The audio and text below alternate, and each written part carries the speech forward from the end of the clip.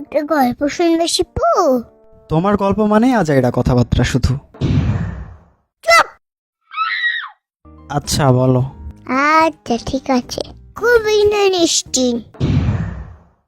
আরে ইনা টেস্টিং না, ইন্টারেস্টিং হবে।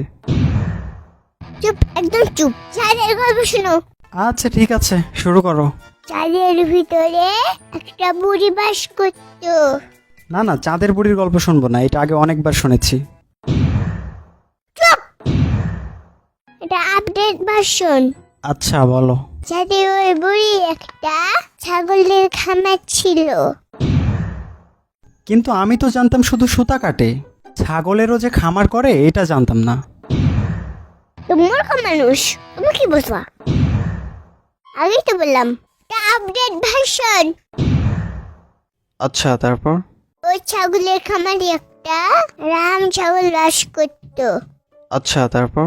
ওই ছাগল ডিম দিয়ে ভাত খাচ্ছিল।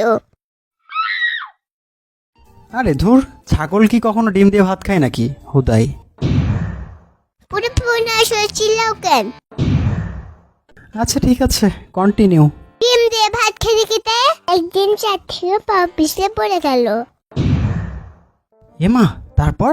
বুড়ি তাকে খুঁজতে খুঁজতে না পেয়ে তার খামারে সব ছাগল বিক্রি করে দিল। আরে কার কাছে বিক্রি করলো? ওখানে তো কোনো মানুষই নাই। এলিয়েনের কাছে। এলিয়েনরাও কেনা বেচা করে ছাগল? এটা তো আগে জানতাম না।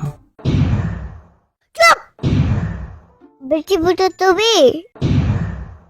আচ্ছা, যে ছাগল পা পিছলে পড়ে গেল ওইটার কি হলো? ওইটা কি মারা গেল?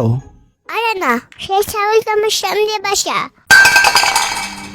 আরে দূর, আলতু ফালতু গল্প সব। চুপ পাগলা।